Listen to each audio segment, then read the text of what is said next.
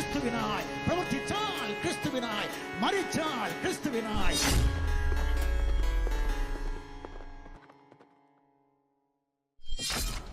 മരണത്തിന്റെയും ജീവന്റെയും മേൽ അധികാരമുള്ള സത്യദൈവവും നിത്യജീവനുമായ യേശു ക്രിസ്തുവിന്റെ നിസ്തുലമായ നാമത്തിൽ ഞങ്ങളെ കേൾക്കുന്ന എല്ലാവർക്കും സ്നേഹ വന്ദനങ്ങൾ. ട്രൂത്ത് ഫൈറ്റേഴ്സ് ചാനലിൽ ഏതാണ്ട് ഒരു മാസത്തിലധികം കാലമായി ഞങ്ങളുടെ മുൻപത്തെ വീഡിയോകളിൽ നിന്നുള്ള ഷോർട്സ് വീഡിയോകൾ അപ്ലോഡ് ചെയ്യുന്നുണ്ട്. 1 മിനിറ്റോ അതിൽ താഴെയോ ഉള്ള ക്ലിപ്പുകളായതുകൊണ്ട് ഈ ഷോർട്സ് വീഡിയോകൾക്ക് സ്വാഭാവികമായും കൂടുതൽ റീച്ച് കിട്ടുമെന്ന് നിങ്ങൾക്കറിയാമല്ലോ. ഞങ്ങളുടെ ഷോർട്സ് വീഡിയോകൾ അധികവും പ്രചരിച്ചത് മുസ്ലിങ്ങളുടെ ഇടയിലാണ്. ട്രൂത്ത് ഫൈറ്റേഴ്സ് എന്ന ചാനൽ ഇതുവരെ കണ്ടിട്ടില്ലാത്ത മുസ്ലിങ്ങൾ ഈ ഷോർട്സ് വീഡിയോ കാണുകയും ധാരാളം കമന്റുകൾ ഇടുകയും ചെയ്യുന്നുണ്ട്. കമന്റുകൾ എന്ന് കേൾക്കുമ്പോൾ വീഡിയോയിൽ ഞങ്ങൾ ഉന്നയിക്കുന്ന കാര്യങ്ങൾക്കുള്ള മറുപടിയാണ് എന്നാരും തെറ്റിദ്ധരിക്കരുത്. അങ്ങനെയുള്ള കമന്റുകളല്ല. മുസ്ലിങ്ങളുടെ മദ്രസ സംസ്കാരത്തിന്റെ ഉൽപ്പന്നമായ തെറിവിളിയും വ്യക്തി അധിക്ഷേപവും ജാതി അധിക്ഷേപവും ബോഡി ഷെയ്മിങ്ങും പിന്നെ റേസിസവുമാണ് കമന്റുകളായി വരുന്നത്. ഇസ്ലാമിക പ്രമാണങ്ങളിൽ അറിവില്ലാത്ത ആളുകൾ ഇതൊക്കെ കണ്ടാൽ വിചാരിക്കുക, ഖുർആനിലെയും ഹദീസുകളിലെയും കാര്യങ്ങളെക്കുറിച്ച് ചോദിച്ചപ്പോൾ ഉത്തരമറിയാത്ത മുസ്ലിങ്ങൾ കുരുപൊട്ടിയതിന്റെ അനന്തരഫലമാണ് കമന്റ് ബോക്സിൽ കാണുന്ന ഈ മെഴുകൽ എന്നായിരിക്കും. എന്നാൽ അതല്ല സത്യം. ഇതൊരു ജിഹാദാണ്, ഭീരുക്കളായ മുസ്ലിങ്ങൾ നടത്തുന്ന ജിഹാദ്. ഈ ജിഹാദിനെ കുറിച്ച് ഇസ്ലാമിക ഗ്രന്ഥങ്ങളിൽ പറഞ്ഞിട്ടുണ്ട്. ക്രിസ്തുവർഷം 14ഉം 15ഉം നൂറ്റാണ്ടുകളിൽ ജീവിച്ചിരുന്ന ഇബ്നു നുഹാസ് എന്നൊരു പണ്ഡിതൻ ഇസ്ലാമിക ലോകത്തുണ്ടായിരുന്നു. എം അക്ബറിനെ പോലെയും മുജാഹിദ് ബാലുശ്ശേരിയെ പോലെയും സക്കീർ നായിക്കിനെ പോലെയും ഒക്കെയുള്ള ഒരു മുനാഫിക്കായിരുന്നില്ല, കപടമായി ഇസ്ലാം വിശ്വസിച്ച് നടക്കുന്ന ആളായിരുന്നില്ല ഈ ഇബ്നു നുഹാസ്. ഞാൻ ഇപ്പൊ ഈ പറഞ്ഞ ഈ ടീമുകളെല്ലാം ജിഹാദ് മഹത്തായ കാര്യമാണെന്ന് പ്രസംഗിച്ച് ഇന്ത്യയിലുള്ള പല മുസ്ലിം ചെറുപ്പക്കാരെയും ചെറുപ്പക്കാരത്തികളെയും ജിഹാദിനു വേണ്ടി സിറിയയിലേക്കും ഇറാഖിലേക്കും അഫ്ഗാനിസ്ഥാനിലേക്കും പോകാൻ പ്രേരിപ്പിക്കും. പക്ഷെ ഇവന്മാരൊന്നും ഒരിക്കലും ജിഹാദ് നടത്താൻ വേണ്ടി പോയില്ല. ഇവര് മാത്രമല്ല, ഇവരുടെ മക്കളെയും ജിഹാദിനു വേണ്ടി അയക്കില്ല. അവരുടെ കുടുംബത്തിലുള്ള ആരെയും ഇവർ ജിഹാദിനു വേണ്ടി അയക്കില്ല. അങ്ങനെയുള്ളവരാണ്. എന്നാൽ ഈ ഇബ്നു നുഹാസ് അങ്ങനെയായിരുന്നില്ല. അയാൾ ക്രിസ്ത്യാനികളോട് പലവട്ടം ജിഹാദ് ചെയ്തിട്ടുള്ള ആളാണ്. അവസാനം 1411 ഫ്രഞ്ചുകാരോട് ജിഹാദ് നടത്താൻ പോയപ്പോൾ ഫ്രഞ്ചുകാരാണ് ഇയാളെ 72 ഹൂറികളുടെ അടുത്തേക്ക് പറഞ്ഞു വിടുന്നത്. താൻ വിശ്വസിക്കുന്ന കാര്യങ്ങളിൽ അത്രമാത്രം ആത്മാർത്ഥതയുണ്ടായിരുന്ന ഒരാളായിരുന്നു ഇബ്നു നുഹാസ്. ഇദ്ദേഹം ജിഹാദിനെ കുറിച്ച് അറബിയിൽ എഴുതിയ ഒരു പുസ്തകമുണ്ട്. ആധുനിക ഇസ്ലാമിക പണ്ഡിതന്മാരുടെ അഭിപ്രായത്തിൽ ജിഹാദിനെ സംബന്ധിച്ച് രചിക്കപ്പെട്ടതിൽ ഏറ്റവും ഉത്തമമായ കൃതിയാണിത്. ജിഹാദിനെ സംബന്ധിച്ചുള്ള സകല ഹദീസുകളും ഖുർആൻ ആയത്തുകളും തനിക്ക് മുൻപുള്ള ഇസ്ലാമിക പണ്ഡിതന്മാരുടെ അഭിപ്രായങ്ങളും ഒക്കെ സമാഹരിച്ചിട്ടാണ് ഇബ്നു നുഹാസ് ഈ ഗ്രന്ഥം എഴുതിയിരിക്കുന്നത്. തെളിവുകളായി നൽകിയിട്ടുള്ള ഹദീസുകളുടെ ബാഹുല്യം കാരണം വളരെ വലിയ ഒരു ഗ്രന്ഥമായിരുന്നു ഇത്. ഇതിന്റെ വലിപ്പക്കൂടുതൽ കാരണം ഇബ്നു നുഹാസ് തന്നെ അത് ചുരുക്കി ഇറക്കുകയുണ്ടായി. അങ്ങനെ ചുരുക്കി എഴുതിയിട്ട് പോലും 1000-ലധികം പേജുകൾ ആ പുസ്തകത്തിനുണ്ടായിരുന്നു.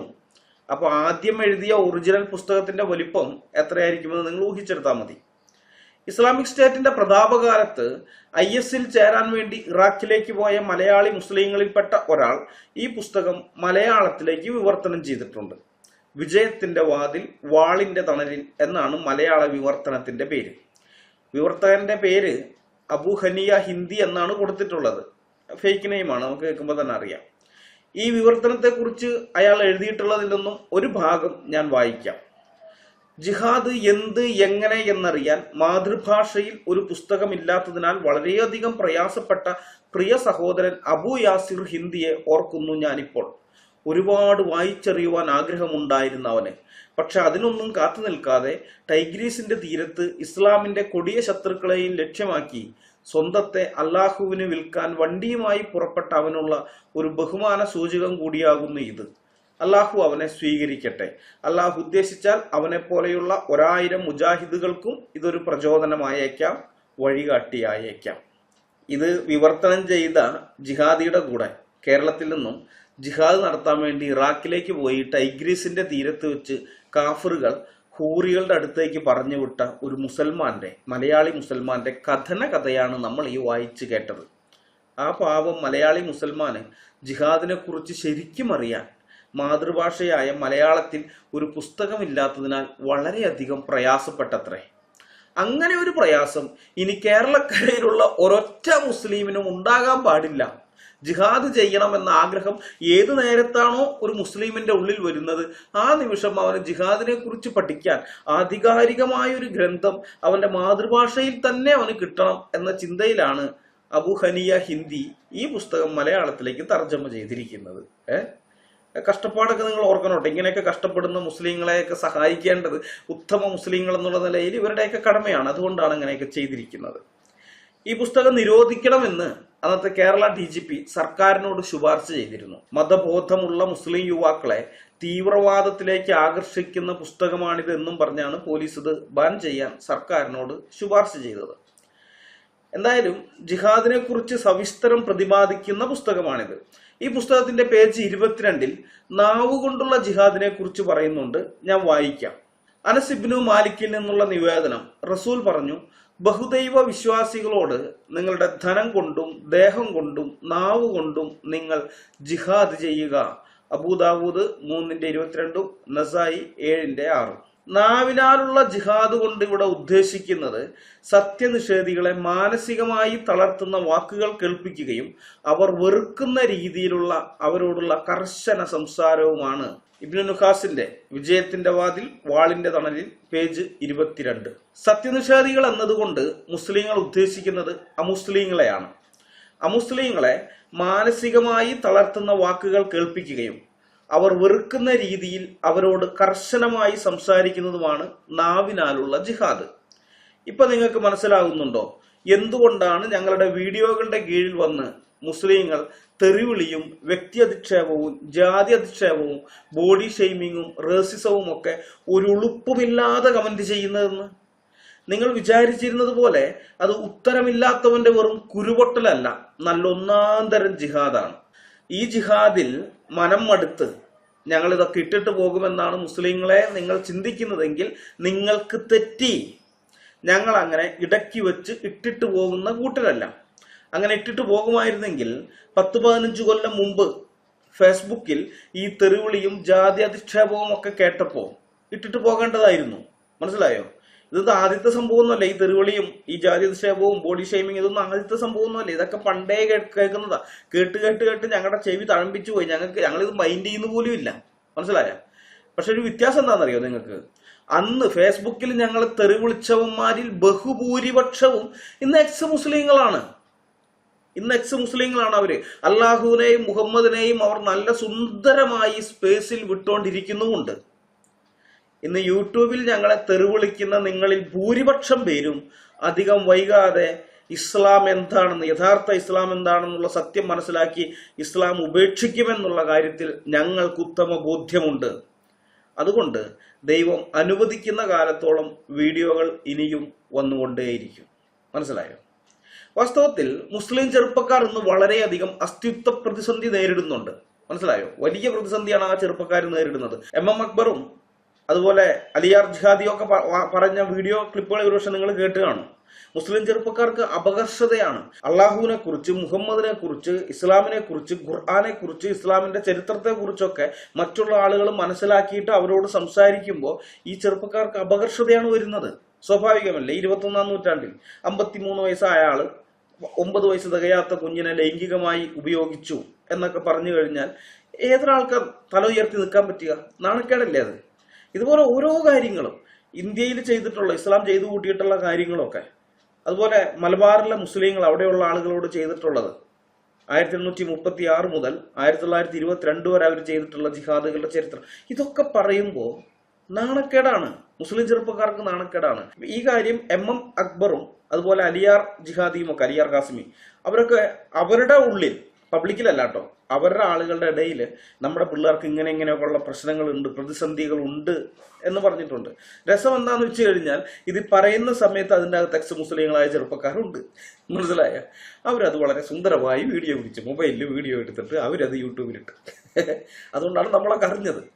അപ്പൊ ഇങ്ങനൊരു വലിയ അസ്തിത്വ പ്രതിസന്ധി ഈ മുസ്ലിം ചെറുപ്പക്കാർ നേരിടുന്നുണ്ട്. എന്നാൽ അതിനേക്കാൾ വലിയ പ്രതിസന്ധി നേരിടുന്നത് ഇസ്ലാം മത നേതൃത്വമാണ്. പണ്ഡിതന്മാരുണ്ടല്ലോ, അവരാണ് ഏറ്റവും വലിയ പ്രതിസന്ധി നേരിടുന്നത്.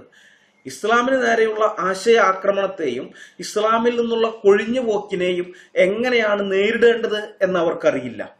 കാരണം ഈ വിഷയങ്ങളെ കൈകാര്യം ചെയ്യേണ്ടതിന് ഖുർആനിലും ഹദീസുകളിലും പറഞ്ഞിരിക്കുന്ന പോംവഴികൾ ഇസ്ലാമിക രാജ്യങ്ങളിൽ പോലും അവർക്കിന്ന് ഉപയോഗിക്കാൻ പറ്റുന്നില്ല.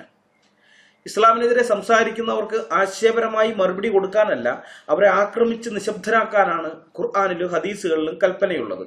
മുഹമ്മദിനെതിരെ കവിതകൾ എഴുതിയ 110 വയസ്സിന് മുകളിൽ പ്രായമുള്ള അബു അഫാഖ് എന്ന വൃദ്ധനെയും 5 കുട്ടികളുടെ അമ്മയായ അസ്മാ ബിന്ത് മർവാനെയും കഅബിനുൽ അഷ്റഫിനെയും വേറെ ധാരാളം കവികളെയും മുഹമ്മദ് നിശബ്ദരാക്കിയത് അവരുടെ ചോദ്യങ്ങൾക്ക് ഉത്തരം കൊടുത്തിട്ടോ അതല്ലെങ്കിൽ അവർക്കെതിരെ കവിതകൾ എഴുതിയിട്ടോ അല്ല. ഇരുട്ടിന്റെ മറവിൽ മുസ്ലിം കൊലയാളി സംഘങ്ങളെ അയച്ച് അവരെ വെട്ടിക്കൊല്ലിച്ചിട്ടാണ്. അതാണ് മുഹമ്മദ് കാണിച്ചു കൊടുത്ത മാതൃക. ഈ മാതൃക പിന്നീട് സിസ്റ്റമാറ്റിക് ആക്കി ഇസ്ലാമിക ഭരണകൂടത്തിന്റെ കീഴിലേക്ക് കൊണ്ടുവന്നു.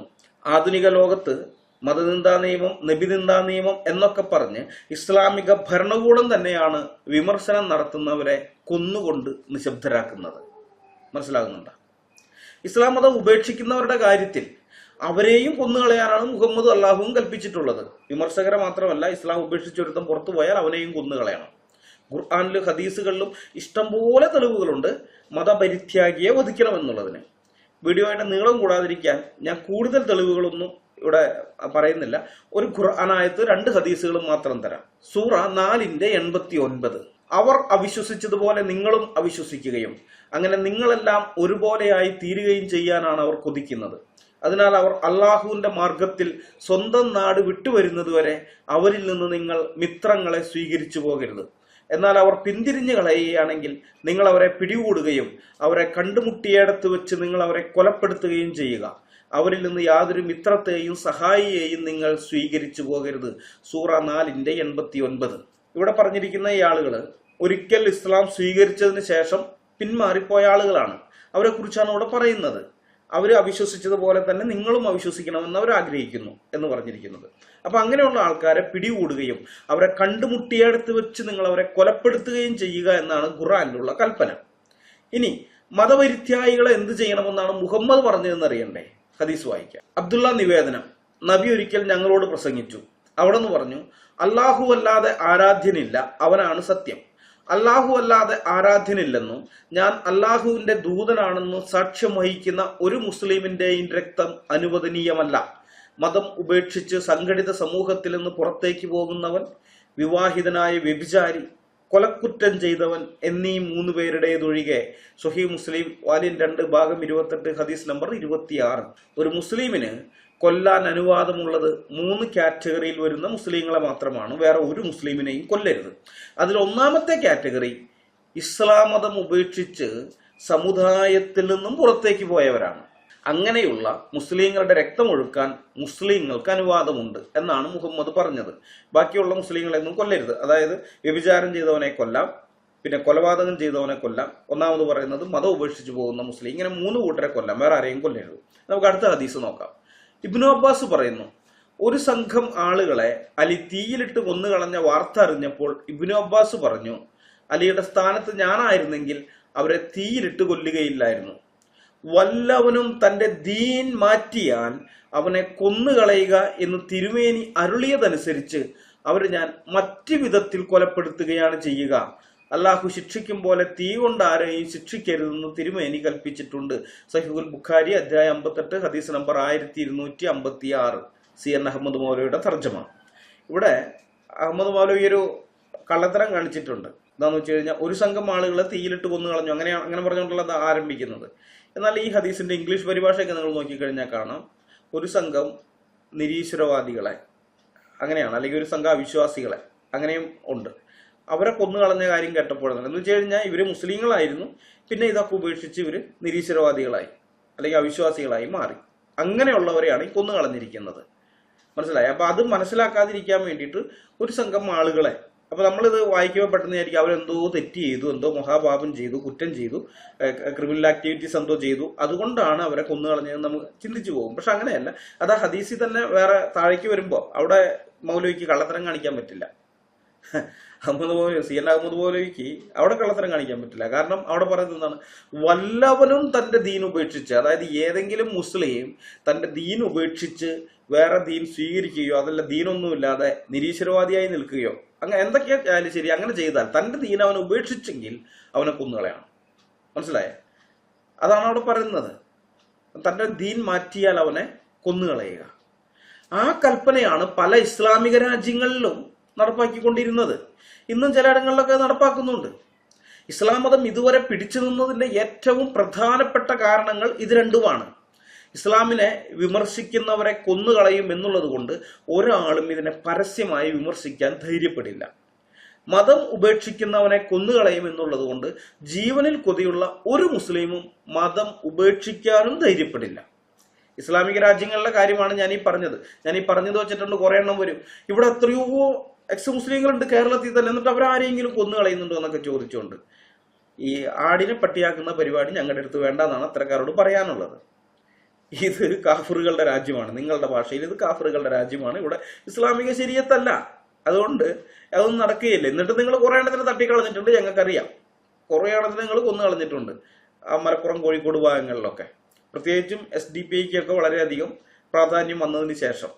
ഇനി നമ്മൾ കേരള സംസ്ഥാനം രൂപപ്പെട്ടതിന് ശേഷം, ഇത് ആദ്യം സംസ്ഥാനമായിരുന്നില്ലല്ലോ, തിരുകൊച്ചിയും മലബാർ, അല്ലെങ്കിൽ തിരുവിതാംകൂർ, കൊച്ചിയും മലബാർ, അങ്ങനെ മൂന്നായിരുന്നല്ല.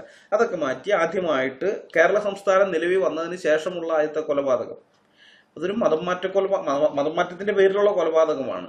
രാമസിംഹൻ കൊലക്കേസ് നിങ്ങളൊന്ന് ഗൂഗിൾ ചെയ്താൽ മതി, കിട്ടും. രാമസിംഹൻ കൊലക്കേസ്. ഇസ്ലാം മതം ഉപേക്ഷിച്ച് ഹിന്ദുമതം സ്വീകരിച്ച് രാമസിംഹൻ എന്ന പേരിൽ ജീവിച്ചിരുന്ന ഒരാളെ മുസ്ലിങ്ങൾ കൊന്നുകളഞ്ഞതാണ്. അതാണ് ആ സംഭവം. ഇങ്ങനെയുള്ള കാര്യങ്ങൾ ഉള്ളത് കൊണ്ടാണ് ഈ മതം പിടിച്ചു നിന്നത്. എന്നിട്ട് നമ്മൾ ഇസ്ലാമിക രാജ്യങ്ങളിൽ ഇങ്ങനെയുള്ള ശിക്ഷാ നടപടികളൊക്കെ ഉണ്ടായിരുന്നിട്ടും സ്വന്തം ജീവനെ തൃണവൽഗണിച്ചുകൊണ്ട് ഇസ്ലാമിനെ വിമർശിക്കുകയും ഇസ്ലാം മതം ഉപേക്ഷിക്കുകയും ചെയ്ത ആൾക്കാരുണ്ട്. അത് പക്ഷേ ദശലക്ഷങ്ങളിൽ 1-2 പേര് മാത്രമേ കാണൂ. ലക്ഷങ്ങളിലല്ല, 10 ലക്ഷം എടുത്താൽ 1-2 പേര് എന്നുള്ള ആ ലെവലിൽ ഉണ്ടായിരുന്നുള്ളൂ. 7-ാം നൂറ്റാണ്ടിൽ നിന്ന് 20-ാം നൂറ്റാണ്ട് വരെയുള്ള കാലത്തോളം ഇതിങ്ങനെ അങ്ങ് പോയി. പക്ഷെ 21-ാം നൂറ്റാണ്ടിലെത്തിയപ്പോൾ കഥയാകെ മാറി. ലോകമെമ്പാടും ഇന്റർനെറ്റ് സജീവമായി, സോഷ്യൽ മീഡിയയും വന്നു. അതോടെ സ്വന്തം ഐഡന്റിറ്റി വെളിപ്പെടുത്താതെ തന്നെ ആർക്കും ഇസ്ലാമിനെ വിമർശിക്കാമെന്നായി. മാത്രമല്ല, അതുവരെ ഇസ്ലാമിക പണ്ഡിതന്മാർ സാധാരണക്കാരായ മുസ്ലിങ്ങളിൽ നിന്നും മറച്ചു വെച്ചിരുന്ന പല ഹദീസുകളും ഇസ്ലാമിക നിയമങ്ങളും കമ്പ്യൂട്ടർ ഉപയോഗിക്കാൻ അറിയാവുന്ന ഏത് മുസ്ലിമിനും വായിച്ച് മനസ്സിലാക്കാൻ പറ്റുമെന്ന സ്ഥിതിയുമായി. അതോടെ ഇസ്ലാമിന്റെ യഥാർത്ഥ മുഖം ചിന്തിക്കുന്ന മുസ്ലിങ്ങളുടെ മുന്നിൽ അനാവൃതമായി. തങ്ങൾ ഇതുവരെ ചതിക്കപ്പെടുകയായിരുന്നുവെന്നും സത്യദൈവവുമായി യാതൊരു ബന്ധവുമില്ലാത്ത വെറും ഒരു കള്ളപ്രവാചകം മാത്രമായിരുന്നു മുഹമ്മദ് എന്നും പിശാചു വേഷം മാറിയതാണ് അള്ളാഹു എന്നും ഖുർആൻ തീവ്രവാദികളെ ഉൽപ്പാദിപ്പിക്കുന്ന, ഭീകരവാദികളെ ഉൽപ്പാദിപ്പിക്കുന്ന വെറും ഒരു യുദ്ധപുസ്തകം മാത്രമാണെന്നും ലോകമെമ്പാടും ചിന്താശേഷിയുള്ള മുസ്ലിം യുവാക്കൾക്ക് മനസ്സിലായി. അതിന്റെ അനന്തരഫലമായി ഇസ്ലാമിൽ നിന്നുള്ള കൊഴിഞ്ഞുപോക്ക് ആരംഭിച്ചു. 21-ാം നൂറ്റാണ്ടിന്റെ ആദ്യ ദശകത്തിന്റെ 2ാം പകുതി മുതലാണ് ഈ പ്രവണത വ്യാപിക്കാൻ തുടങ്ങിയത്. 1, 2, 10, 100 അല്ലെങ്കിൽ 1000 പേരോ ആണെങ്കിൽ അവരെ കൊന്നുകളയാം. പക്ഷെ ലക്ഷക്കണക്കിന് പേർ, ദശലക്ഷക്കണക്കിന് പേർ ഇസ്ലാം ഉപേക്ഷിച്ചു പോകുമ്പോൾ എന്ത് ചെയ്യാൻ പറ്റും? ഇത്ര ആൾക്കാരൊക്കെ കൊന്നുകളയാൻ പറ്റുമോ? സാന്ദർഭികമായി ഒരു കാര്യം കൂടി ഞാൻ പറയട്ടെ. 21-ാം നൂറ്റാണ്ടിൽ ഖുർആനെ കുറിച്ച് മുസ്ലിം ചെറുപ്പക്കാർക്ക് മനസ്സിലായ ഈ കാര്യം അതിന് മുമ്പത്തെ നൂറ്റാണ്ടിൽ ഇന്ത്യൻ കോടതിക്കും ബോധ്യമായിട്ടുള്ളതാണ്. ഞങ്ങളുടെ വീഡിയോകൾക്ക് കീഴിൽ നാവിനാൽ ജിഹാദ് നടത്താൻ വരുന്നവന്മാർ പലരും പറയുന്ന കാര്യമാണ്, എനിക്കെതിരെ കേസ് കൊടുക്കണം, എന്നെ പിടിച്ച് ജയിലിലിടണമെന്ന്. അങ്ങനെയുള്ള കുറെ കമന്റ്സ് ഞാൻ കണ്ടു. നിങ്ങൾ എനിക്കെതിരെ കേസ് കൊടുക്കണമെന്നാണ് എനിക്കും പറയാനുള്ളത്. എന്റെ ആഗ്രഹം അത് തന്നെയാണ്, ഞാനും അതാ പറയുന്നത്. മുഖ്യധാരാ മാധ്യമങ്ങൾ മുക്കിക്കളഞ്ഞ ചില സംഗതികൾ പൊതുജനത്തിന്റെ മുമ്പാകെ കൊണ്ടുവരാൻ എനിക്ക് അതിയായ ആഗ്രഹമുണ്ട്. ഞങ്ങളുടെ ഈ ചാനലിലൂടെയോ അല്ലെങ്കിൽ സ്റ്റേജിൽ വെച്ചോ അല്ല, കോടതിയിൽ വെച്ച് അക്കാര്യം പറയാൻ അവസരം കിട്ടണമെന്നാണ് എൻ്റെ ആഗ്രഹം. പണ്ടത്തേതുപോലെയല്ല, ഇത് സോഷ്യൽ മീഡിയയുടെ കാലമാണ്. ബാക്കി കാര്യങ്ങൾ സോഷ്യൽ മീഡിയ നോക്കിക്കോളും. 1986 ഒരു കോടതി വിധിയുണ്ട്. ഇന്ത്യയിലെ മുഖ്യധാരാ മാധ്യമങ്ങൾ മുക്കിക്കളഞ്ഞൊരു കോടതി വിധി. Delhi metropolitan judge ZS ലോഹത്താണ് 1986 July 31 ചരിത്ര പ്രാധാന്യമുള്ള ഈ വിധി പറഞ്ഞത്. ഇന്ത്യയിൽ നടക്കുന്ന വർഗീയ കലാപങ്ങൾക്ക് മുഖ്യ കാരണം ഖുർആനാണെന്നാണ് ആ വിധിയിലുള്ളത്. ആ വിധിക്കെതിരെ ഒരു അപ്പീൽ പോകാൻ പോലും ഇസ്ലാം മത പണ്ഡിതന്മാരോ ഇസ്ലാമിക സംഘടനകളോ ഇന്നുവരെ തയ്യാറായിട്ടില്ല. ഇന്നുവരെ ഈന്തപ്പഴവും ഫ്ലൈറ്റ് ടിക്കറ്റും കിട്ടിയാൽ ഇസ്ലാമിന്റെ എന്ത് വൃത്തികേടുകൾക്കും കുടപിടിക്കുന്ന ഇവിടത്തെ നാലാം ലിംഗക്കാരായ മാധ്യമങ്ങളും വോട്ടിനും അധികാരത്തിനും വേണ്ടി ഇസ്ലാമിക പ്രീണനം നടത്തുന്ന രാഷ്ട്രീയ പാർട്ടികളോ അതിലെ നേതാക്കന്മാരോ ഒന്നും ഇതിനെക്കുറിച്ച് ഒരക്ഷരം മിണ്ടിയിട്ടില്ല. ഇനി ഒട്ടും മിണ്ടുകയുമില്ല എന്ന് എനിക്കറിയാം. ഇതിനെക്കുറിച്ച് അറിയാൻ താല്പര്യമുള്ളവർക്ക് ജസ്റ്റിസ് സെഡ്ഡസ് ലോഹത്ത് ഓൺ ഖുർആൻ എന്ന് ഗൂഗിൾ ചെയ്താൽ മതി, നിങ്ങൾക്ക് കിട്ടും, വിവരങ്ങളൊക്കെ കിട്ടും. ആ കേസിന്റെ ചരിത്രം ഞാൻ ചെറുതായിട്ടൊന്ന് വിവരിക്കാം. ഡൽഹി ഹിന്ദു രക്ഷാദൾ പ്രതിനിധി ഇന്ദ്രസെൻ ശർമ്മയും സെക്രട്ടറി രാജ്കുമാർ ആര്യയും ഒരു പോസ്റ്റർ പ്രസിദ്ധീകരിച്ചതോടെയാണ് ഈ കേസിന്റെ തുടക്കം. ഇന്ദ്രസെൻ ശർമ്മ അക്കാലത്ത് ഓൾ ഇന്ത്യ ഹിന്ദു മഹാസഭയുടെ വൈസ് പ്രസിഡന്റ് കൂടിയായിരുന്നു. എന്തുകൊണ്ടാണ് രാജ്യത്ത് ഹിന്ദു മുസ്ലിം കലാപങ്ങൾ നടക്കുന്നത് എന്ന ചോദ്യവും ഖുർആനാണ് അതിന്റെ കാരണമെന്ന് ഖുർആനിലെ 24 ആയത്തുകൾ ഉദ്ധരിച്ചുകൊണ്ടുള്ള വിശദീകരണവുമായിരുന്നു പോസ്റ്ററിന്റെ ഉള്ളടക്കം. അത് കണ്ടപ്പോഴേക്കും മുസ്ലിങ്ങളുടെ ഹാലിളകി. ഞാൻ നേരത്തെ പറഞ്ഞല്ലോ, ആരോപണം വരുമ്പോൾ അതിന് മറുപടി കൊടുക്കാൻ മുസ്ലിങ്ങൾക്ക് അറിഞ്ഞുകൂടാ. അവർക്കാകെ അറിയാവുന്നത് ആയുധമെടുത്ത് ആരോപണം ഉന്നയിച്ചവരെ ഇല്ലാതാക്കുക എന്നത് മാത്രമാണ്. അത് തന്നെ ഇവിടെയും സംഭവിച്ചു. മുസ്ലിങ്ങൾ ഡൽഹിയിൽ കലാപം ഇളക്കി വിടുകയും അതിന്റെ ഫലമായി IPC 153A 295A എന്നീ വകുപ്പുകൾ പ്രകാരം ഇന്ദ്രസെൻ ശർമ്മയ്ക്കും രാജ്കുമാർ ആര്യയ്ക്കുമെതിരെ കേസ് രജിസ്റ്റർ ചെയ്യപ്പെടുകയും ചെയ്തു. കേസ് കോടതിയിലെത്തിയപ്പോൾ പ്രോസിക്യൂഷൻ നല്ല ഒന്നാന്തരമായി തക്കിയ പ്രയോഗിച്ചു. ഇത്തരം ആയത്തുകളൊന്നും ഖുർആനിലില്ലെന്നും വർഗീയ കലാപം സൃഷ്ടിക്കാൻ പ്രതികൾ ആസൂത്രിതമായി നടത്തിയ പ്രവൃത്തിയാണിതെന്നുമായിരുന്നു പ്രോസിക്യൂഷന്റെ വാദം. പ്രതിഭാഗം ആ വാദത്തെ നിസ്സാരമായി ഖണ്ഡിച്ചു കളഞ്ഞു. ഉത്തർപ്രദേശിലെ രാംപൂരിലുള്ള മക്തബ അൽ ഹസ്നത്തിലെ മുഹമ്മദ് ഫാറൂഖ് ഖാൻ എന്ന മുസ്ലിം പണ്ഡിതൻ ഹിന്ദിയിൽ വിവർത്തനം ചെയ്ത് പ്രസിദ്ധീകരിച്ച ഖുർആന്റെ ആധികാരിക പതിപ്പിൽ നിന്നുമാണ് തങ്ങൾ ആയത്തുകൾ എടുത്തതെന്ന് ആരോപണ വിധേയർ തെളിവുകൾ ഹാജരാക്കി. അറബിയിലുള്ള ഖുർആനും അതിന്റെ പദാനുപദമായ ഹിന്ദി ഇംഗ്ലീഷ് വിവർത്തനങ്ങളും ഫാറൂഖ് ഖാൻ വിവർത്തനം ചെയ്ത ഗ്രന്ഥത്തിൽ ഉണ്ടായിരുന്നു. മറ്റു മതക്കാരോട് യുദ്ധം ചെയ്യാൻ മുസ്ലിങ്ങളോട് ഖുർആൻ ആഹ്വാനം ചെയ്യുന്നുവെന്നും ഇത്തരം ആയത്തുകൾ ഖുർആനിൽ ഉള്ളിടത്തോളം കാലം രാജ്യത്ത് കലാപങ്ങൾ തടയാനാകില്ല എന്നും അവർ വാദിച്ചു. രണ്ടു കൂട്ടരുടെയും വാദങ്ങൾ വിശദമായി കേട്ട കോടതി ഇക്കാര്യത്തിൽ കക്ഷി ചേരാനും ആരോപണ വിധേയരുടെ വാദത്തിൽ തെറ്റുണ്ടെങ്കിൽ തിരുത്താനും ഇസ്ലാം പണ്ഡിത സമൂഹത്തോട് ആവശ്യപ്പെട്ടു. ഡൽഹിയിലെയും UPയിലെയും നിരവധി മുല്ലമാരെയും മൗലവിമാരെയും വിളിച്ച് ഇക്കാര്യത്തിൽ വ്യക്തത വരുത്താൻ ജസ്റ്റിസ് ലോഹത്ത് ആവശ്യപ്പെട്ടെങ്കിലും ഒരൊറ്റ ഇസ്ലാമിക പണ്ഡിതൻ പോലും കോടതിയിൽ ഹാജരായി ഈ ആയത്തുകൾ ഖുർആനിൽ ഇല്ല എന്നോ അല്ലെങ്കിൽ ആരോപണ വിധേയർ സന്ദർഭത്തിൽ നിന്നും അടർത്തി മാറ്റിയാണ് ഈ ആയത്തുകളെ വ്യാഖ്യാനിച്ചതെന്നോ ഒന്നും പറയാൻ വന്നില്ല. ഞങ്ങൾക്കെതിരെ മുസ്ലിം വ്യാഖ്യാന ഫാക്ടറിക്കാർ സ്ഥിരം ഉയർത്തുന്ന ഒരു ന്യായീകരണമാണ് സന്ദർഭത്തിൽ നിന്നും അടർത്തു മാറ്റിയാണ് ഞങ്ങൾ ആയത്തുകൾ ഉദ്ധരിക്കുന്നത്. യുദ്ധസന്ദർഭങ്ങളിലേക്ക് മാത്രമായി കൊടുത്തിരിക്കുന്ന ആയത്തുകൾ ഞങ്ങൾ എടുത്തുകൊണ്ടുവന്ന് സമാധാന കാലത്ത് ഉപയോഗിക്കാൻ കൽപ്പിച്ചു എന്ന് കള്ളം പറയുകയാണ് ഞങ്ങൾ എന്നൊക്കെ പറഞ്ഞിട്ടാണ് ഇവർ ന്യായീകരണം ചമയ്ക്കാറ്. സോഷ്യൽ മീഡിയയിൽ ഇവർ ന്യായം പറയും. പക്ഷേ ഇവന്മാരുടെ ഒരൊറ്റ പണ്ഡിതൻ പോലും കോടതിയിൽ ഹാജരായി അങ്ങനെ ഒരു ന്യായീകരണം പറയുകയുണ്ടായില്ല. കാരണം ഇത് സന്ദർഭത്തിൽ നിന്ന് നടത്തി മാറ്റിയതൊന്നുമല്ല, ഇതൊക്കെ ഞങ്ങൾ പറയുന്ന കാര്യം തന്നെയാണ് സന്ദർഭം, അതിൻ്റെ അപ്പുറത്തൊന്നുമില്ല. ഇസ്ലാമിനകത്ത് മുഹമ്മദ് കൊടുത്തിരിക്കുന്ന കൽപ്പന എന്താണ്? അവസാനത്തെ മനുഷ്യനും മുസ്ലിം ആകുന്നത് വരെ നിങ്ങൾ അവനോട് യുദ്ധം ചെയ്യുക എന്നുള്ളതാണ്. മനസ്സിലായ? എല്ലാവരും മതം മുഴുവൻ അള്ളാഹുവിന് വേണ്ടി ആകുന്നത് വരെ നിങ്ങൾ അവനോട് യുദ്ധം ചെയ്യുക. അതുകൊണ്ട് തന്നെ ഇപ്പോൾ ഏതും അവസാനത്തെ ആളും അവസാനത്തെ അമുസ്ലിമും മുസ്ലിം ആകുന്നത് വരെ ഒരു മുസ്ലിമിനെ സംബന്ധിച്ച്, മതബോധമുള്ള മുസ്ലിമിനെ സംബന്ധിച്ച് യുദ്ധ സാഹചര്യമാണ്. അതിന് മാറ്റമൊന്നുമില്ല. അത് ഈ പണ്ഡിതന്മാർക്ക് അറിയാം. അതുകൊണ്ടാണ് ഒരൊറ്റ പണ്ഡിതൻ പോലും കോടതിയിൽ ഹാജരായിട്ട് ഇവർ സന്ദർഭത്തിൽ നിന്ന് അടർത്തി മാറ്റിയെന്നൊന്നും പറയാതിരുന്നത്. മനസ്സിലായി? അതൊന്നും ചെയ്തില്ല. പകരം ഇവരെന്താ ചെയ്തെന്ന് അറിയോ? രാഷ്ട്രീയ സമ്മർദ്ദം സൃഷ്ടിച്ച് കേസ് തള്ളിക്കളയാനായിരുന്നു അവരുടെ ശ്രമം. ആ സമയത്ത് രാജീവ് ഗാന്ധിയാണ് ഇന്ത്യ ഭരിക്കുന്നത്. 1986 കാര്യമാണ് ഈ പറയുന്നത്. 1985 ഷാബാനു കേസിന്റെ വിധി വന്ന് ഇന്ത്യയിലെ മുസ്ലിം പുരുഷന്മാരിൽ 99.99% പേരും രാജീവ് ഗാന്ധി സർക്കാരിനെതിരെ കലിതുള്ളി നിൽക്കുന്നത് ആ സമയമാണത്. അതുകൊണ്ട് രാഷ്ട്രീയ സമ്മർദ്ദം വളരെ ഫലപ്രദമാകുമെന്ന് മുസ്ലിങ്ങൾ ചിന്തിച്ചു. കാരണം ഈ മുസ്ലിങ്ങളൊന്ന് തണുപ്പിക്കാൻ വേണ്ടി രാജീവ് ഗാന്ധി ഒരു പക്ഷേ ഇടപെട്ടേക്കാം എന്നൊക്കെ വിചാരിച്ച് അങ്ങനെയാണ് ഇവർ രാഷ്ട്രീയ സമ്മർദ്ദമൊക്കെ ഉപയോഗിച്ച് ആ കേസ് തള്ളിക്കളയിക്കാൻ ശ്രമിച്ചത്. പക്ഷെ കാര്യമുണ്ടായില്ല. ജഡ്ജി നല്ല സ്ട്രോങ് ആയിട്ട് തന്നെ നിന്നു. ആരോപണ വിധേയ പറഞ്ഞ ആയത്തുകൾ ഖുർആനിൽ ഉണ്ടോ ഇല്ലയോ എന്ന് വ്യക്തമാക്കണം എന്ന കോടതിയുടെ അഭ്യർത്ഥന ഏറ്റെടുക്കാൻ ഒരു മുസ്ലിം പണ്ഡിതനും രംഗത്ത് വരാത്തത് കൊണ്ട് ഇക്കാര്യത്തിൽ വ്യക്തത വരുത്താനുള്ള ശ്രമം ജഡ്ജി സദ്ദസ് ലോഹത്ത് സ്വയം ഏറ്റെടുത്തു. ഇംഗ്ലീഷിലും ഹിന്ദിയിലും ഉറുദുവിലുമുള്ള പല ഖുർആൻ തഫ്സീറുകളും അദ്ദേഹം പരിശോധിച്ചു. ബ്രിട്ടീഷ് ഭരണത്തിന്റെ കീഴിൽ രംഗീല റസൂൽ എന്ന ഗ്രന്ഥത്തെ ചൊല്ലി അലഹബാദ് ഹൈക്കോടതിയിൽ നടന്ന കേസും അദ്ദേഹം പഠിച്ചു. ഞാൻ ഇതിനിടയിൽ ഈ രംഗീല റസൂൽ കേസിനെ കുറിച്ച് ചെറുതായിട്ടൊന്ന് പറയാം. 1920 എഴുത്തുകാരന്റെ പേര് വെക്കാതെ സീതാക്ക ചിനാല എന്നൊരു പുസ്തകം മുസ്ലിങ്ങൾ പ്രസിദ്ധീകരിക്കുകയും മോസ്കുകൾ വഴി അത് വിതരണം ചെയ്യുകയും ഉണ്ടായി. മുസ്ലിങ്ങളിൽ നിന്ന് ഈ പുസ്തകം പുറത്തേക്ക് ലീക്കായി. ഹിന്ദുക്കളുടെ കയ്യിലും കിട്ടി.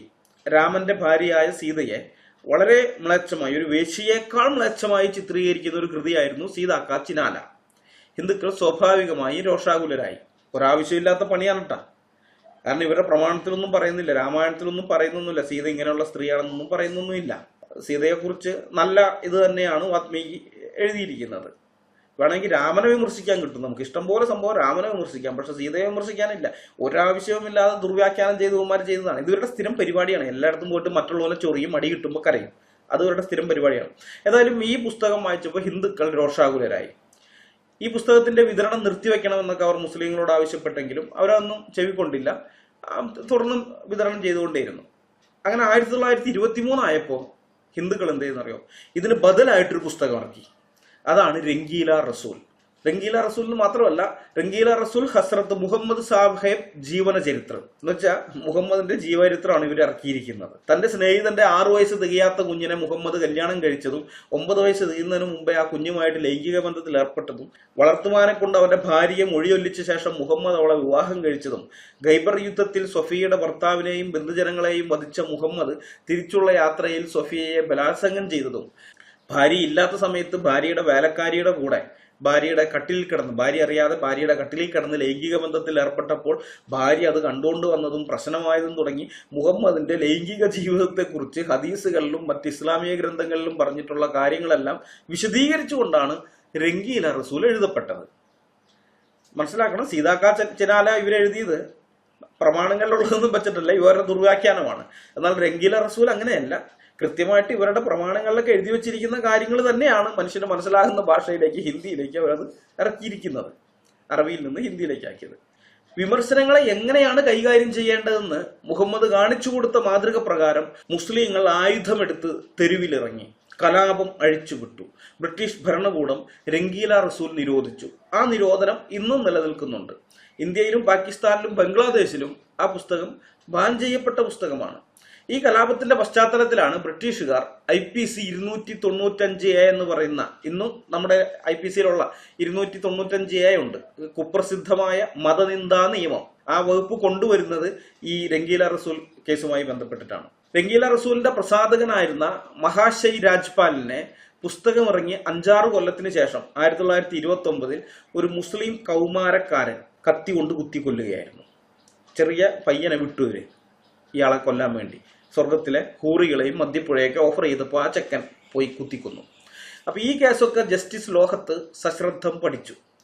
അങ്ങനെ ഇതെല്ലാം വിസ്തരിച്ച് പഠിച്ചതിന് ശേഷം 1986 ജൂലൈ 31 ജസ്റ്റിസ് ലോഹത്ത് 2 പ്രതികളെയും വെറുതെ വിട്ടുകൊണ്ടും ഇന്ത്യയിലെ എന്ന് മാത്രമല്ല ലോകത്തിലെ ഇസ്ലാം ഉൾപ്പെട്ട എല്ലാ വർഗീയ സംഘർഷങ്ങൾക്കും കാരണം ഖുർആനും പ്രധാനമായും അതിലെ 24 ആയത്തുകളുമാണെന്ന് വ്യക്തമാക്കിക്കൊണ്ടും ഈ കേസിന്റെ വിധി പ്രഖ്യാപിച്ചു.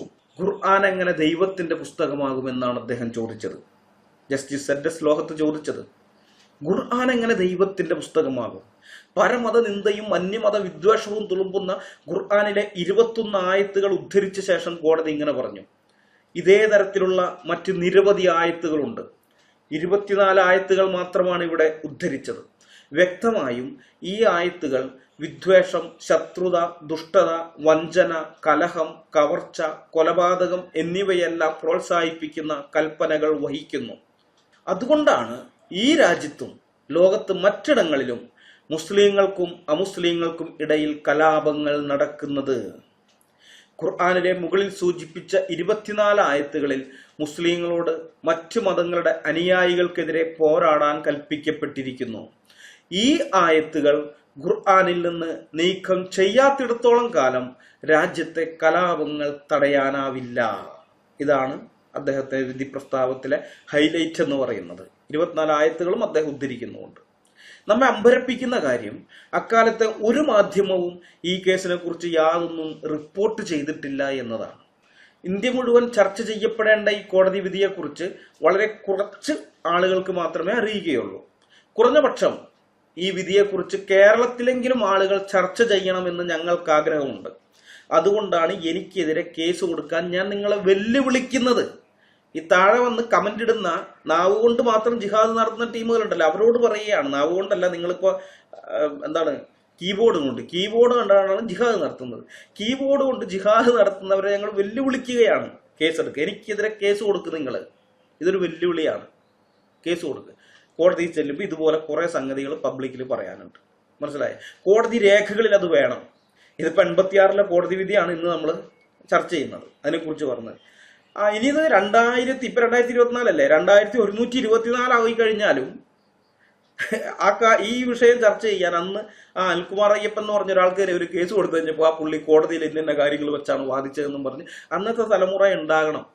അവർക്ക് സംസാരിക്കാൻ ഈ കാര്യങ്ങളെല്ലാം അവരുടെ കൈവശം ഉണ്ടാകണമെന്ന് എനിക്ക് ആഗ്രഹമുണ്ട്. അതുകൊണ്ടാണ് ഞാൻ വെല്ലുവിളിക്കുന്നത്. നിങ്ങൾ കേസ് കൊടുക്കുക. മുസ്ലിങ്ങൾ പ്രസിദ്ധീകരിച്ച ഇസ്ലാമിക ഗ്രന്ഥങ്ങളിൽ നിന്നുള്ള കാര്യങ്ങൾ വീഡിയോയിൽ പറഞ്ഞതിന്റെ പേരിൽ എന്നെ ഒരു കോടതിയും ശിക്ഷിക്കാൻ പോകുന്നില്ല എന്ന് എനിക്കറിയാം.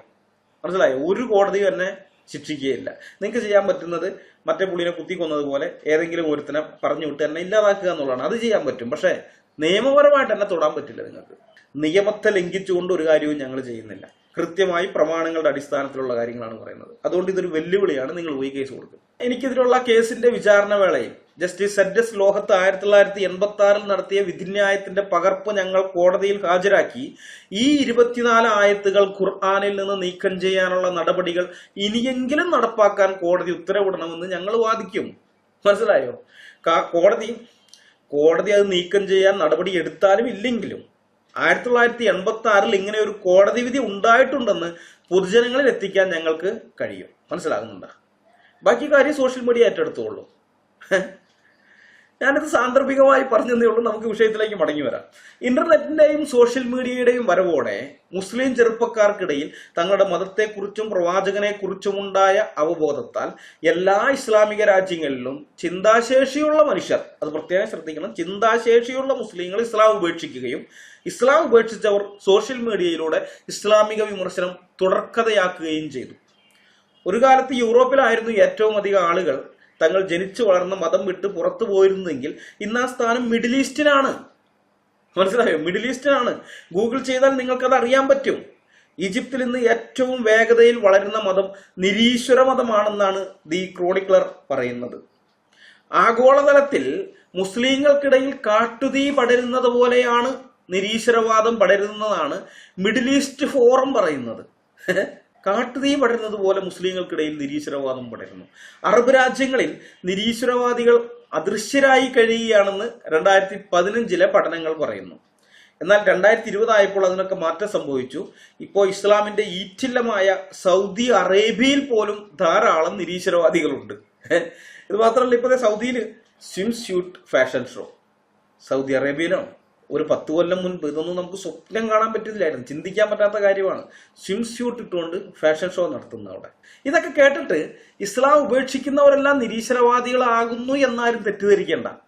കുട്ടിക്കാലം മുതലേ മദ്രസയിൽ നിന്ന് കിട്ടിയ മതപഠനം കാരണം നിരീശ്വരവാദം തെറ്റാണ്, ഈ പ്രപഞ്ചത്തിന് സ്രഷ്ടാവായ ഒരു ദൈവമുണ്ട് എന്ന് ചിന്തിക്കുന്ന ധാരാളം മുസ്ലിങ്ങൾ ഇസ്ലാം ലോകത്തുണ്ട്. അത് ഈ നിരീശ്വരവാദികളായവരെക്കാൾ കൂടുതലാണ്. അങ്ങനെയുള്ള ആളുകൾ ഒന്നുകിൽ ഇസ്ലാം ഉപേക്ഷിച്ച് ക്രിസ്ത്യാനികളാകുന്നു, അതല്ലാന്നുണ്ടെങ്കിൽ ഒന്നിനും പോകുന്നില്ല. ഇസ്ലാം ഉപേക്ഷിച്ചു, മനസ്സുകൊണ്ട് മുർത്തദ്ദായി, ഇസ്ലാം ഉപേക്ഷിച്ചു, പക്ഷെ അത് പരസ്യമായിട്ട് പ്രഖ്യാപിച്ചിട്ടില്ല, വേറെ ഏതെങ്കിലും മതത്തിലേക്ക് പോയിട്ടില്ല. നിരീശ്വരവാദം അവർക്ക് വേണ്ട. അങ്ങനെ ഉള്ള ഒരു കൂട്ടവും ഉണ്ട് ഇതിൻ്റെ അകത്ത്. നമ്മൾ ക്രിസ്ത്യാനിറ്റിയിലേക്ക് വരുന്ന ആൾക്കാരുടെ കണക്ക് നോക്കിയാൽ അമ്പരപ്പിക്കുന്ന സംഗതിയാണ്. ഇസ്ലാമിന്റെ ആരംഭം മുതൽ ഇന്ന് വരെയുള്ള ഏകദേശം 1400 വർഷത്തിനിടയ്ക്ക് ഈ 21ാം നൂറ്റാണ്ടിൽ നടക്കുന്നത് പോലെ മുസ്ലിങ്ങൾ ക്രിസ്ത്യാനികളായി മാറിയ ഒരു കാലഘട്ടം ചരിത്രത്തിലുണ്ടായിട്ടില്ല. ഇങ്ങനെ ഒരു കാലഘട്ടം ഇതുവരെ ഉണ്ടായിട്ടില്ല. അത്രയധികം ആളുകളാണ് ഇസ്ലാമിൽ നിന്ന് ക്രിസ്ത്യാനികളായി മാറിക്കൊണ്ടിരിക്കുന്നത്. ഇപ്പൊ ഇറാനിൽ പ്രക്ഷോഭങ്ങളൊക്കെ നടക്കുന്നുണ്ടല്ലോ. ഹിജാബൊക്കെ വലിച്ചെറിഞ്ഞുകൊണ്ടുള്ള ഹിജാബ് വിരുദ്ധ ബോയ്ക്കോട്ട് ഹിജാബ് ഒക്കെയുള്ള പ്രക്ഷോഭമൊക്കെ. അതിൻ്റെ ഒരു കാരണം എന്ന് പറയുന്നത് ഇറാനിൽ ക്രൈസ്തവ വിശ്വാസം പടർന്നു പിടിക്കുന്നത് കൊണ്ടാണ്.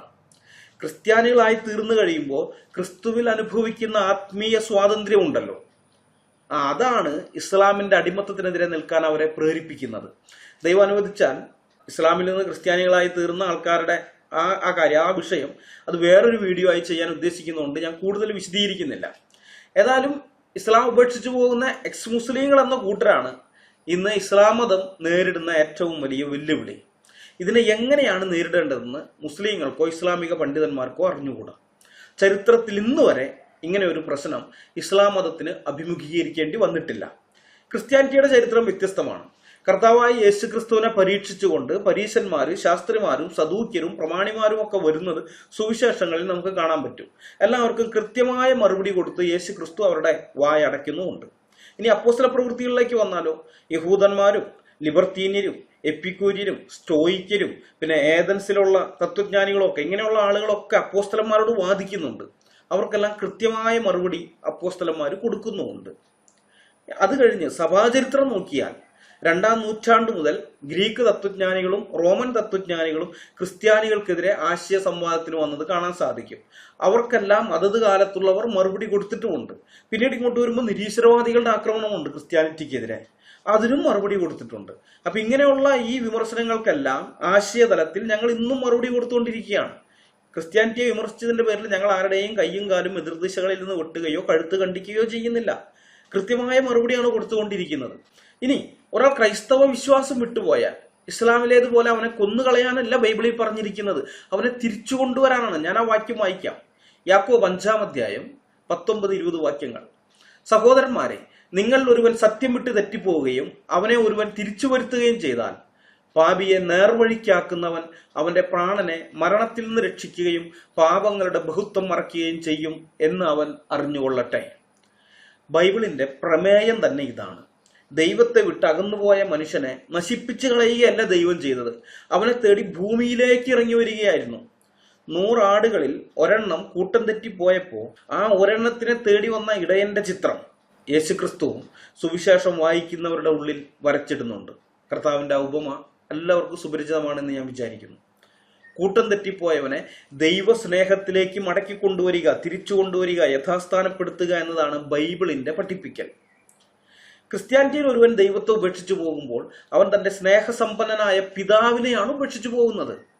അവൻ മടങ്ങി വരുന്നതും കാത്തിരിക്കുന്ന പിതാവാണ് ബൈബിളിലുള്ളത്. കർത്താവ് പറഞ്ഞല്ലോ, നമ്മൾ മുടിയൻ പുത്രൻ എന്ന് സാധാരണ പറയാറുള്ള ആ കാര്യം. അപ്പനെ വിട്ടിട്ട് ഇളയ മകൻ പോവുകയാണ്, പക്ഷെ അപ്പൻ കാത്തിരിക്കുകയാണ് മകൻ മടങ്ങി വരുമെന്ന്. ഒരു സമയത്ത് ഈ മകന് സുബോധം ഉണ്ടായി, അവൻ തിരിച്ചു വരികയും ചെയ്തു. അപ്പൊ ഇത് തന്നെയാണ് ഞങ്ങളെ വിട്ടുപോകുന്നവരോട് പറയുക, പിതാവിന്റെ സ്നേഹത്തിലേക്ക് മടങ്ങി വരാനാണ് ഞങ്ങൾ അവനോട് ആഹ്വാനം ചെയ്യുക. എന്നാൽ ഇതുപോലെയുള്ള കാര്യങ്ങളല്ല ഇസ്ലാമിലുള്ളത്. അങ്ങനെയല്ല, ഇസ്ലാമിൽ പറഞ്ഞിരിക്കുന്നതേ അങ്ങനെയല്ല. നമ്മൾ ഹദീസും ആയത്തൊക്കെ കണ്ടല്ലോ. വിമർശിക്കുന്നവരെയും ഇസ്ലാം മതം വിട്ടുപോകുന്നവരെയും കൊല്ലാനാണ് പറഞ്ഞിരിക്കുന്നത്. ക്രിസ്ത്യാനിറ്റിയിൽ ദൈവം പിതാവും വിശ്വാസികൾ മക്കളുമാണെങ്കിൽ ഇസ്ലാമിൽ അള്ളാഹു യജമാനനും മുസ്ലിങ്ങൾ അവന്റെ അടിമകളുമാണ്. ഈ വ്യത്യാസം മനസ്സിലാക്കിയിരിക്കണം. യജമാനനെ വിട്ട് ഓടിപ്പോയി അടിമത്തത്തിൽ നിന്ന് സ്വാതന്ത്ര്യം പ്രാപിച്ച ഒരാൾ സുബോധത്തോടെ പൂർണ്ണ മനസ്സോടെ വീണ്ടും ആ അടിമത്തത്തിലേക്ക് മടങ്ങി വരുമോ? നിങ്ങളൊന്ന് ചിന്തിച്ചു നോക്ക്. ഒരിക്കലും വരില്ല. അടിമത്തത്തിന്റെ ആ ബന്ധനത്തിൽ നിന്ന് സ്വാതന്ത്ര്യത്തിന്റെ ശുദ്ധമായി ശ്വസിച്ച ഒരാൾ വീണ്ടും അടിമത്തത്തിലേക്ക് മടങ്ങി വരില്ല. ബലപ്രയോഗത്തിലൂടെ മാത്രമേ നിങ്ങൾക്ക് അയാളെ വീണ്ടും അടിമയാക്കാൻ പറ്റൂ. പക്ഷെ ഞാൻ പറഞ്ഞല്ലോ, സ്വാതന്ത്ര്യത്തിന്റെ ശുദ്ധമായി ശ്വസിച്ചവർ വീണ്ടും അടിമകളാകാൻ താല്പര്യപ്പെടില്ല. അപ്പൊ നിങ്ങൾക്ക് അയാൾക്ക് നേരെ ബലം പ്രയോഗിക്കേണ്ടി വരും, അയാളെ കൊന്നുകളയേണ്ടി വരുന്നു. ഇതാണ് ഇസ്ലാമിൽ നടക്കുന്നത്. 21-ാം നൂറ്റാണ്ടിന്റെ ആരംഭം വരെ വലിയ കുഴപ്പമില്ലാതെ ഇതൊക്കെ കൈകാര്യം ചെയ്യാൻ മുസ്ലിങ്ങൾക്ക് പറ്റി. പക്ഷെ ഇന്റർനെറ്റും സോഷ്യൽ മീഡിയയും ഒക്കെ വന്നതോടെ സംഗതി അവരുടെ കയ്യിൽ നിന്ന് പോയി. ഏറ്റവും ലേറ്റസ്റ്റ് ആയിട്ട് ഇറാനിൽ നിങ്ങൾ കണ്ടില്ലേ, പ്രസിഡന്റ് കൊല്ലപ്പെട്ടു എന്നറിഞ്ഞപ്പോൾ ഇറാനിയൻ ജനത വലിയ രീതിയിൽ ആഘോഷിക്കുകയാണ്. ചരിത്രത്തിൽ ഇതുവരെ കണ്ടിട്ടില്ലാത്ത കാര്യമാണിത്. സ്വന്തം രാഷ്ട്രത്തലവും കൊല്ലപ്പെട്ടപ്പോൾ ശത്രുരാജ്യത്തിന്റെ പതാകകൾ വീശി ആഘോഷിക്കുന്നു. ഇത്തരം കാര്യങ്ങളെയൊക്കെ എങ്ങനെ നേരിടണമെന്ന് മത നേതാക്കന്മാർക്ക് അറിഞ്ഞുകൂടാ. അവരാകെ പരിഭ്രാന്തിയിലാണ്. മതം വിട്ടവരെയും മതവിമർശനം നടത്തുന്നവരെയും കൈകാര്യം ചെയ്യേണ്ടത് എങ്ങനെയെന്ന് മുഹമ്മദ് പഠിപ്പിച്ചു കൊടുത്തിട്ടുള്ള ആ സൊല്യൂഷൻ ഉണ്ടല്ലോ, 21-ാം നൂറ്റാണ്ടിൽ അത് പ്രാവർത്തികമാക്കാൻ കഴിയുന്നതല്ല എന്ന് ഇസ്ലാമിക നേതൃത്വം മനസ്സിലാക്കുന്നുണ്ട്. ജിഹാദ് അല്ലാതെ മറ്റൊരു സൊല്യൂഷൻ അവർക്ക് അറിയുകയുമില്ല. അതുകൊണ്ടാണ് ചിന്താശേഷിയോ സുബോധമോ 7 അയലത്തുകൂടി പോയിട്ടില്ലാത്ത ഈ മദ്രസ പൊട്ടന്മാരെ നാവുകൊണ്ട് ജിഹാദ് നടത്താൻ, കീബോർഡ് കൊണ്ട് ജിഹാദ് നടത്താവന്മാർ പറഞ്ഞു വിട്ടിരിക്കുന്നത്. എല്ലാവരെയും മതനേതൃത്വം പറഞ്ഞു വിട്ടതല്ല കേട്ടോ, എല്ലാവരെയും അങ്ങനെ പറഞ്ഞു വിട്ടിട്ടില്ല. ചിലരെ മാത്രമേ ഇത്തരം ജിഹാദ് നടത്താൻ വേണ്ടി പറഞ്ഞു വിട്ടിട്ടുള്ളൂ, അവർക്കത് ഉത്ബോധനം കൊടുത്ത് അവർ വിട്ടിട്ടുള്ളൂ. അവർ ചെയ്യുന്നത് കണ്ട് ബാക്കി മദ്രസ പൊട്ടന്മാർ അവർ അനുകരിക്കുകയാണ് ചെയ്യുന്നത്. മനസ്സിലായ? അതാണ് നിങ്ങൾ ഞങ്ങളുടെ ചാനലിലായാലും അൽക്കൊടിത്തോട്ടം പാസ്റ്ററുടെ ചാനലിലായാലും സെബാസ്റ്റ്യൻ മുന്നക്കൽ ബ്രദറിന്റെ ചാനലിലായാലും ജാമിയ ടീച്ചറുടെ ചാനലിലായാലും ആരിഫ് ഹുസൈന്റെ ചാനലിലായാലും ഷാരോൺ സാപ്പിയന്റെ ചാനലിലായാലും ജബ്ബാർ മാഷുടെ ചാനൽ എവിടെയായാലും നിങ്ങൾ ഈ കാണുന്നത്, മറ്റേത് ഇസ്ലാമിക വിമർശകരുടെ ചാനലിലായാലും നിങ്ങൾ കാണുന്നത് ഈ ജിഹാദാണ്. നാവ് കൊണ്ടുള്ള ജിഹാദ് എന്ന് പറഞ്ഞല്ലോ. എതിരാളിയുടെ അവനെ മാനസികമായി ദുർബലപ്പെടുത്തുക, നിരാശ ഉണ്ടാക്കുക, തളർത്തുക, അങ്ങനെയൊക്കെയുള്ള കാര്യങ്ങൾ പറഞ്ഞ് ഇത് ചെയ്യുന്നത്. അതാണ് നാവ് കൊണ്ടുള്ള ജിഹാദ്. അതാണ് ഇവന്മാർ ഈ കമന്റ് ആയിട്ട് ഇങ്ങനെ ഇടുന്നത്. അപ്പൊ ഈ മദ്രസ പൊട്ടന്മാരുടെ വിചാരം ഞങ്ങൾ ട്രൂത്ത് ഫൈറ്റേഴ്സ് ഇതൊക്കെ കേൾക്കുമ്പോൾ അങ്ങോട്ട് നിർത്തി പോകുമെന്ന. വിവരക്കേടെന്നല്ലാതെ വേറെ ഒന്നും പറയാനില്ല. മനസ്സിലായോ? നിങ്ങളുടെ വിവരക്കേടാണ്, അറിവുകേടാണ് ആ ചിന്ത. ഞങ്ങൾ മനസ്സിലാക്കിയ സത്യം ഞങ്ങൾ മറച്ചു വെച്ചാൽ ദൈവം മുമ്പാകെ ഞങ്ങൾ കുറ്റക്കാരായി തീരുമെന്ന് ഞങ്ങൾക്കറിയാം. അതുകൊണ്ട് ഞങ്ങൾ മിണ്ടാതിരിക്കില്ല. മനസ്സിലായോ? ഞങ്ങൾ എന്തുകൊണ്ടാണ് സുവിശേഷം അറിയിക്കുന്നത്?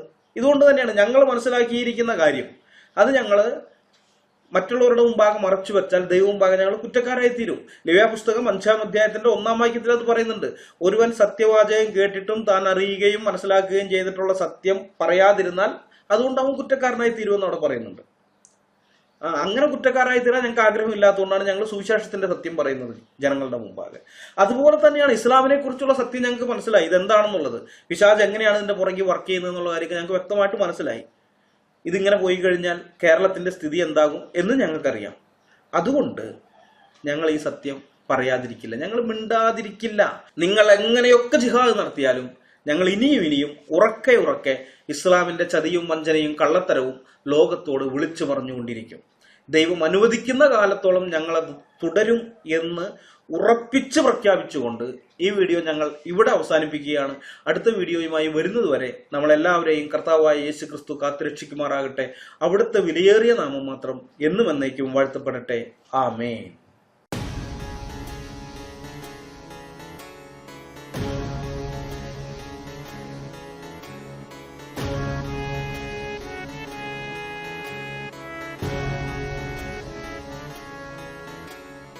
ജീവിച്ചാൽ ക്രിസ്തുവിനായി, പ്രവർത്തിച്ചാൽ ക്രിസ്തുവിനായി, മരിച്ചാൽ ക്രിസ്തുവിനായി.